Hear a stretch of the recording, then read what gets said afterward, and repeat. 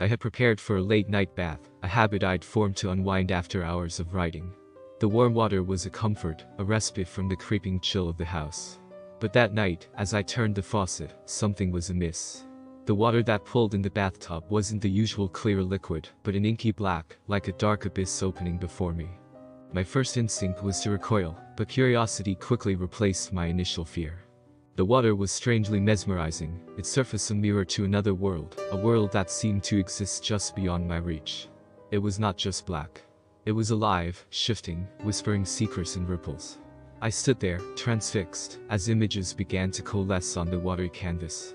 Shapes and shadows that danced at the edge of perception. I knew then that this house held mysteries far beyond creaking floorboards and drafty windows. This was something otherworldly, something that beckoned me to delve deeper into its enigma.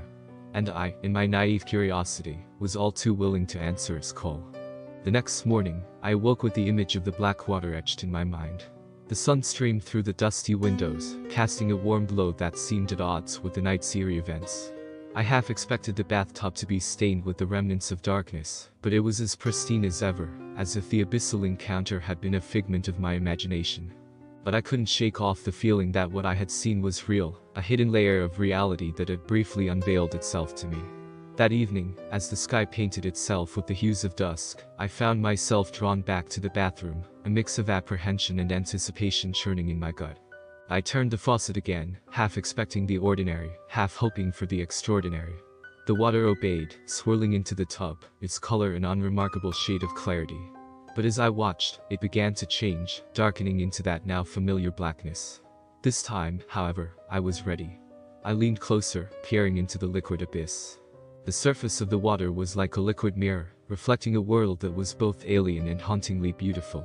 Twisted landscapes, where the sky was a whirlpool of stars and the ground throbbed with a life of its own, unfurled before my eyes. Shadowy figures moved in the distance, their forms blurred and shifting, part of the world yet apart from it. I was entranced, my heart racing with a mix of fear and fascination. Each time I blinked, the scenes changed, revealing more of this otherworldly realm. The urge to reach out, to touch the water, to confirm its reality was overwhelming, but a primal part of me held back, aware of the unknown dangers that might lurk within. That night, I didn't sleep.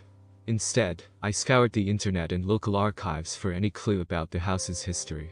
There were mentions of its age, its previous inhabitants, but nothing that hinted at anything supernatural. It was as if the house had kept its secret well hidden, waiting for someone like me to uncover it.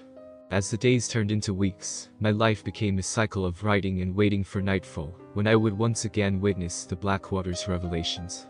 I knew I was standing on the edge of something profound, a mystery that beckoned me deeper with each passing night. And I, unable to resist its call, willingly walked towards the unknown. My obsession with the bathtub's otherworldly visions grew with each encounter. The Blackwater became a nightly ritual, a portal to a realm that defied explanation. With every glimpse into that dark mirror, the scenes became clearer, more vivid. I started to see not just landscapes, but moments. Glimpses of life in that strange world. There were figures moving among twisted structures that defied the laws of physics. Their forms were shadowy, elusive, but there was an intelligence in their movements, a purpose that intrigued and unnerved me. Sometimes, they seemed to notice my presence, turning their indistinct faces towards me, their eyes glinting with a malevolent curiosity. During the day, I scoured every source I could find about paranormal phenomena, dimensions, and reflections in folklore and myth. I learned of mirrors being gateways to other worlds, of water being a conduit for psychic energy. But nothing I read could explain the vivid reality of what I was experiencing. The more I delved into the mystery, the more the house seemed to respond. The nighttime noises grew louder, more distinct. Whispers echoed through the hallways, and objects began to move of their own accord. I would find books open to pages I hadn't read, pictures turned towards the wall, and once, a chilling handprint on the bathroom mirror. The boundary between my world and the one in the water started to blur. I would catch glimpses of the shadowy figures in the corners of my vision, only to turn and find nothing. The air in the house became heavy, charged with an unseen energy. It was as if my investigations had awakened something, or perhaps, invited it closer. Despite the growing fear, the lure of the Blackwater was irresistible. It was no longer just a curiosity, it had become a necessity. I needed to understand, to find the connection between the house, the visions, and the increasing paranormal activities. The answer, I believed, lay within that dark reflection. Little did I know, I was about to come face to face with it. It was a night like any other, with the moon casting a pale light through the bare windows of the house. I prepared for my nightly vigil with a sense of foreboding that I couldn't shake off. The house felt alive, as if it were breathing with a slow, ominous rhythm. The air was thick with anticipation, or perhaps, warning. As the water turned black, the images on its surface were clearer than ever. I leaned in, my eyes scanning the churning scenes. That's when I saw it, a figure, more distinct than the rest, standing amidst the twisted landscape. It was tall, humanoid, but wrong in proportions, its limbs elongated and its head a mere shadow. Our eyes met, or at least, it felt like they did. The cold shiver ran down my spine as the figure raised a hand, as if beckoning me. I was paralyzed, caught between terror and an overwhelming urge to reach out. And in that moment of hesitation, I made a decision that would change everything. I extended my hand towards the water, my heart pounding in my chest. The surface rippled at my touch, cold and viscous. Then, with a force I couldn't resist, I was pulled forward, my head plunging into the cold, dark depth. I was in their world now, a place of nightmares and twisted beauty. The air was dense, like moving through water, and the sky above swirled with colors that had no name. The figure stood before me, its presence oppressive and terrifying. It was made of shadows and whispers, a creature of the abyss. It spoke, not in words, but in thoughts that invaded my mind. It told me of its world, a place where the barriers between dimensions were thin, where beings like it watched and waited. It spoke of desires to cross over, to explore a world as I had explored theirs. I felt its hunger, its curiosity, and underneath it all, a malevolence that knew no bounds. It wanted to use me, to use the connection I had unwittingly strengthened. I realized then the danger I was in, not just for myself, but for my world. With every ounce of willpower, I pulled away, breaking the connection.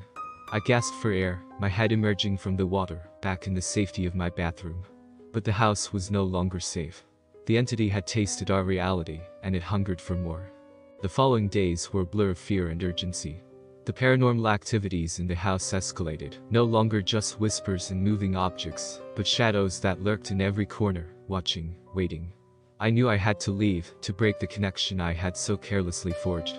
But I also knew it was only a matter of time before the entity found another way through. In the days that followed my harrowing encounter, the house transformed into a nexus of unexplainable phenomena. Objects levitated and hurled themselves against walls, doors slammed shut with violent force, and the whispers grew into disembodied voices, speaking in languages I couldn't comprehend.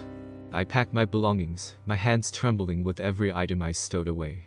The house felt oppressive, as if the very walls were closing in on me. I could feel the entity's presence in every shadow, its hunger palpable in the air. It was as though the house itself had become a living, breathing entity, pulsating with malevolent energy. Each night, the water in the bathtub turned black, an ominous reminder of the bridge I had inadvertently created.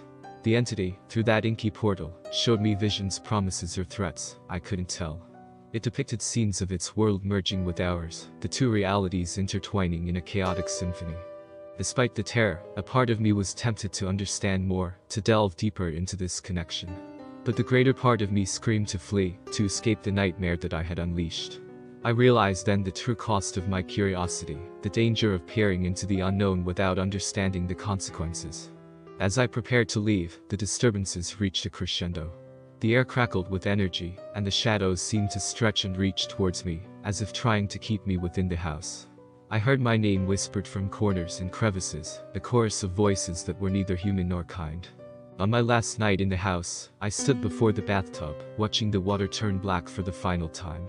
In its surface, I saw the house, not as it was, but as the entity saw it, a gateway, a beacon in the darkness.